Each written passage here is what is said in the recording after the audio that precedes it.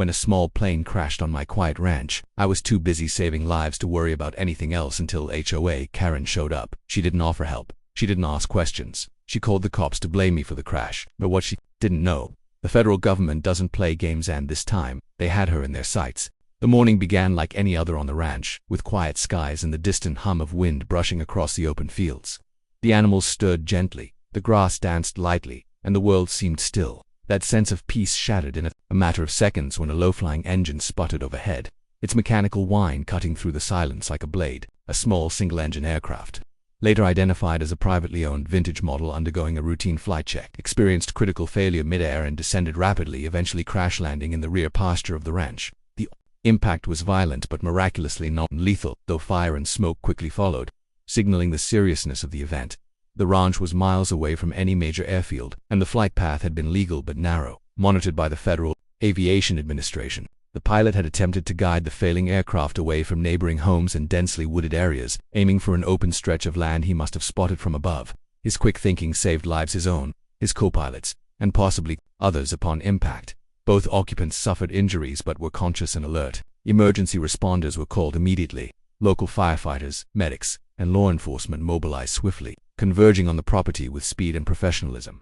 As emergency crews worked to contain the aftermath, stabilize the wounded, and secure the wreckage, word began to spread throughout the surrounding community.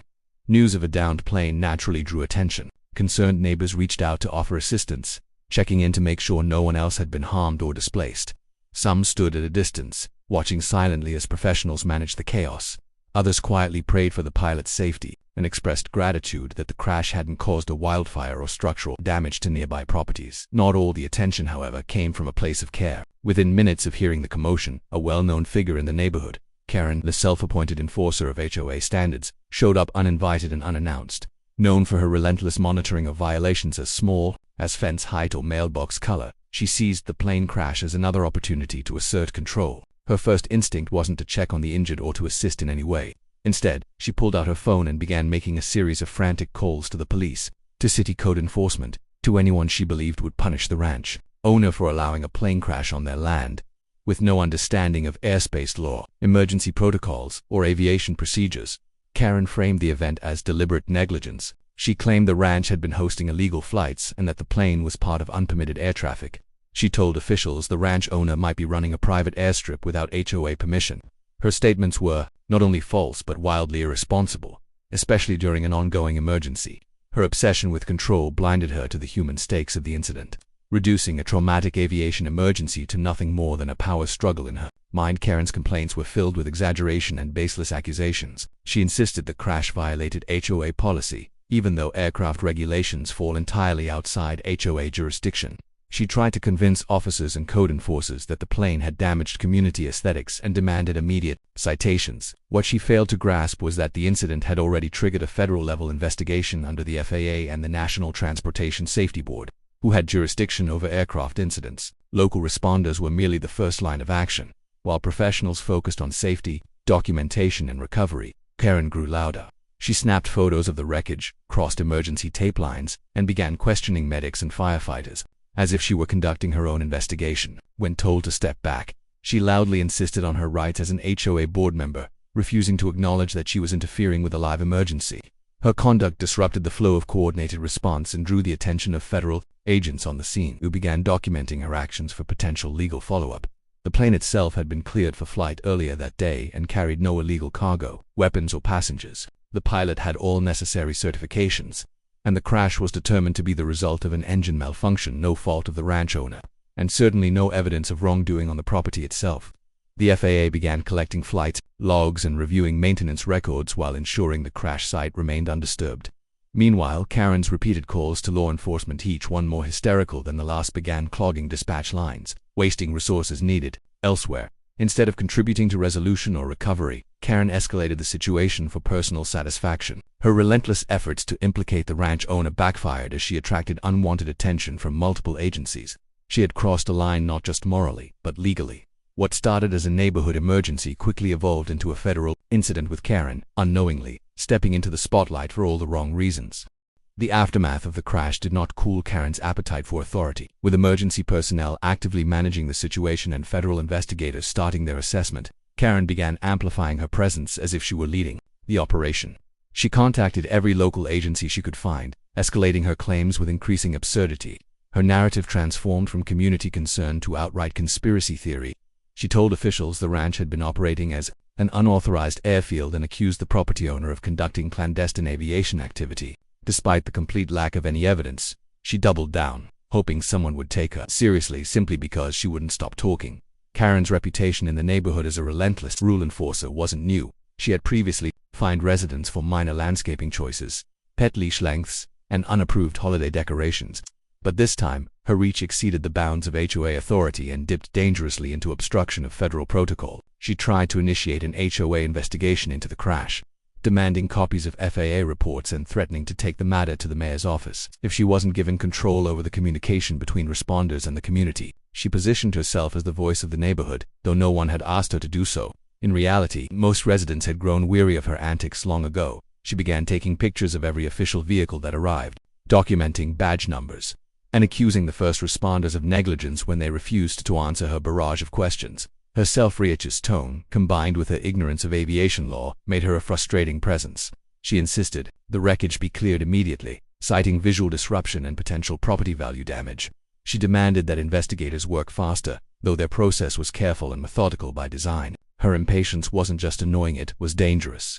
The NTSB and FAA both treat crash sites with forensic sensitivity, and interference can result in criminal charges. Unaware or unconcerned with this reality, Karen began sending mass emails to HOA members, attaching cropped images of the crash site and labeling them evidence. She speculated that the ranch owner had rented out the airspace for money or was involved in unauthorized aviation businesses, none of which were remotely true.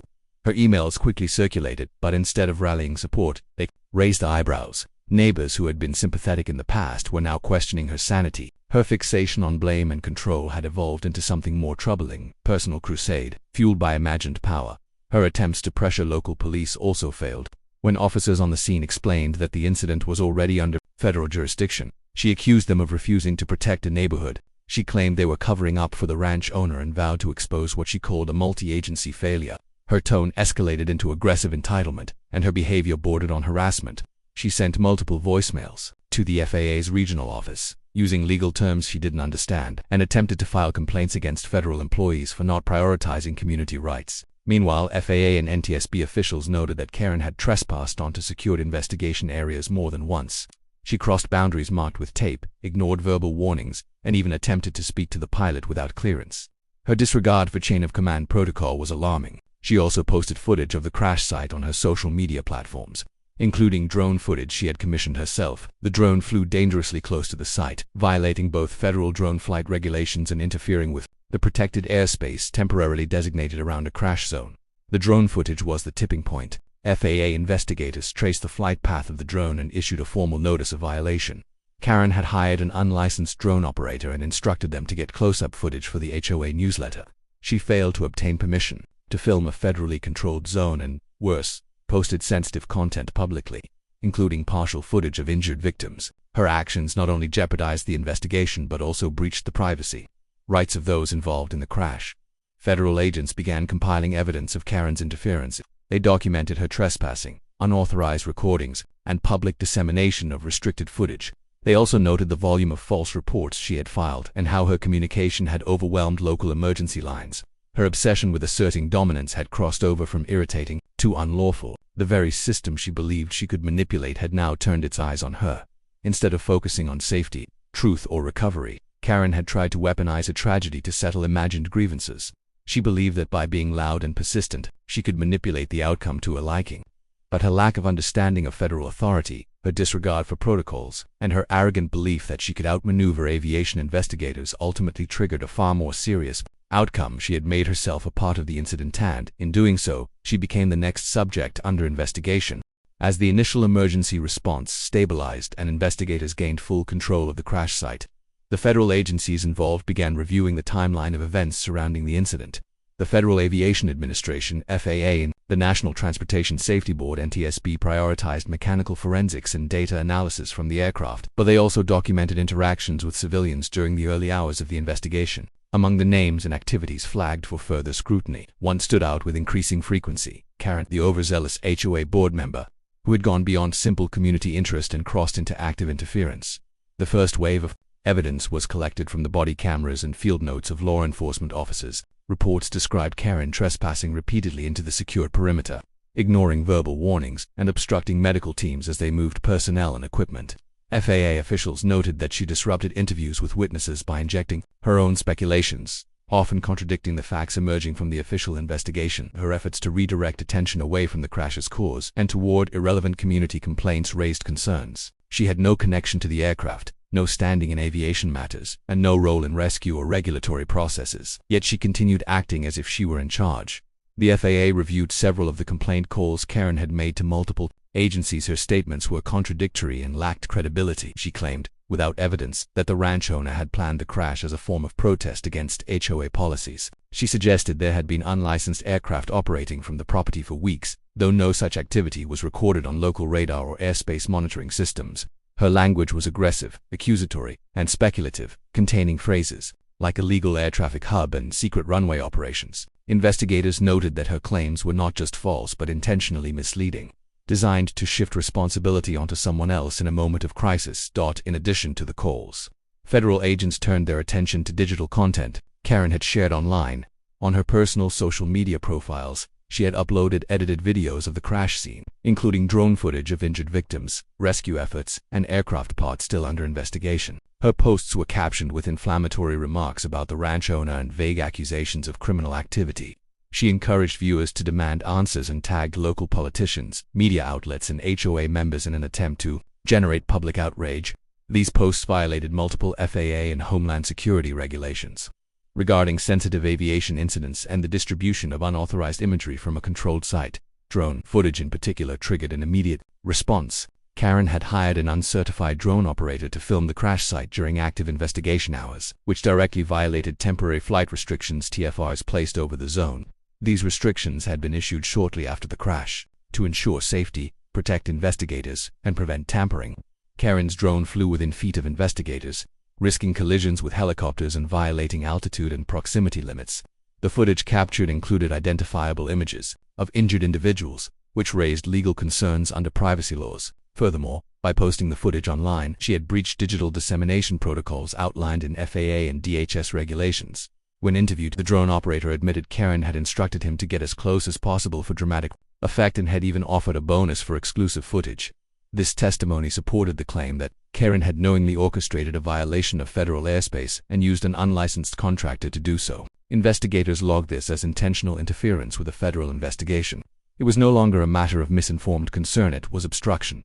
Karen's misuse of HOA authority also came under fire. She had sent out at least 4 mass emails to HOA members and local officials containing distorted versions of the facts.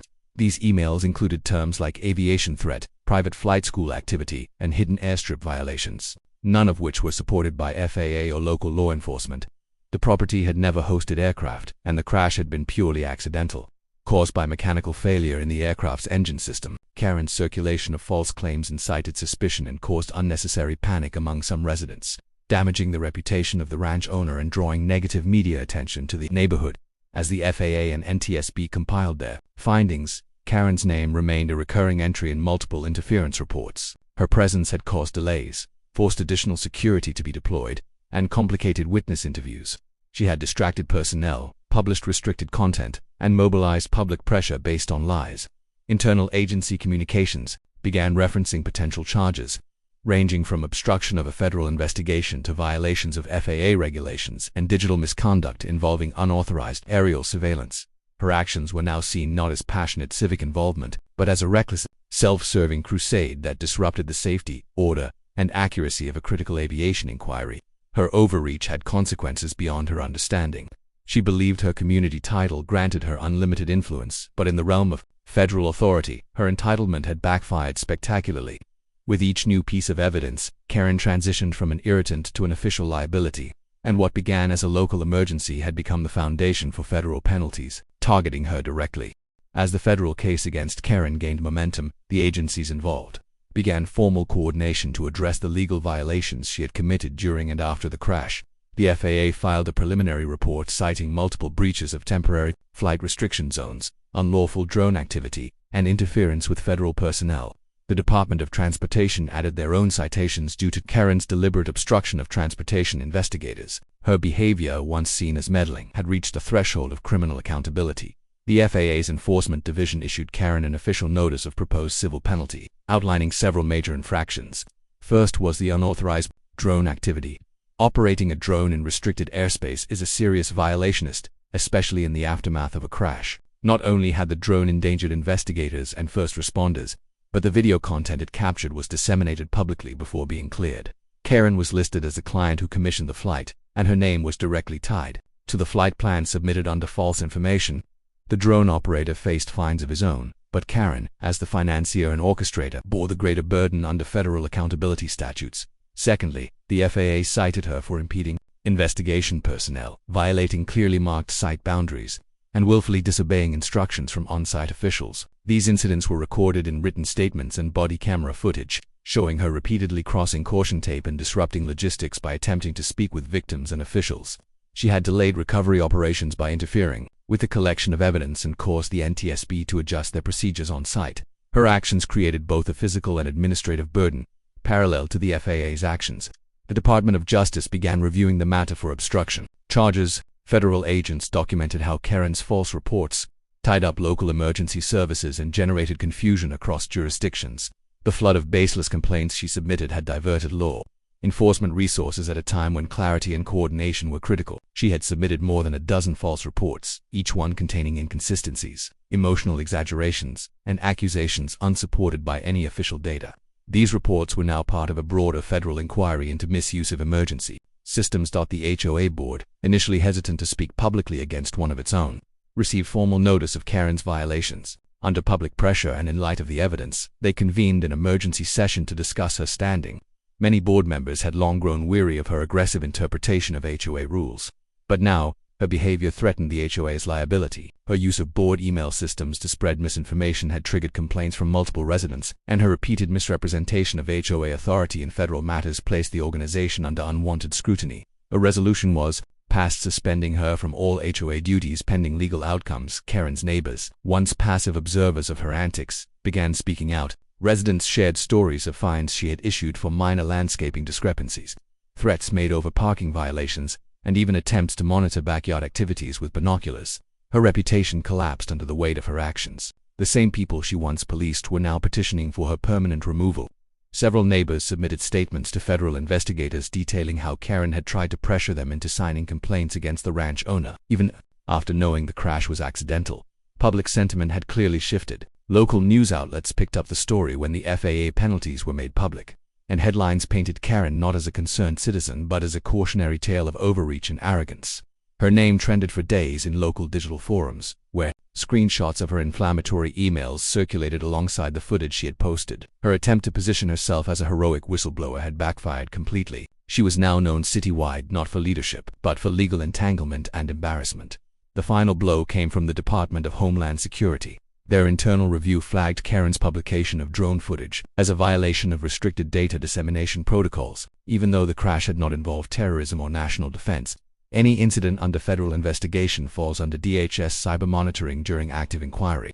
Karen's release of raw, unverified footage before clearance violated digital intelligence containment rules. She received a formal digital warning and was instructed to remove all content or face further fines. She had 72 hours to comply. In total, Karen faced thousands of dollars in civil penalties, possible criminal charges for obstruction, and a damaged reputation beyond repair.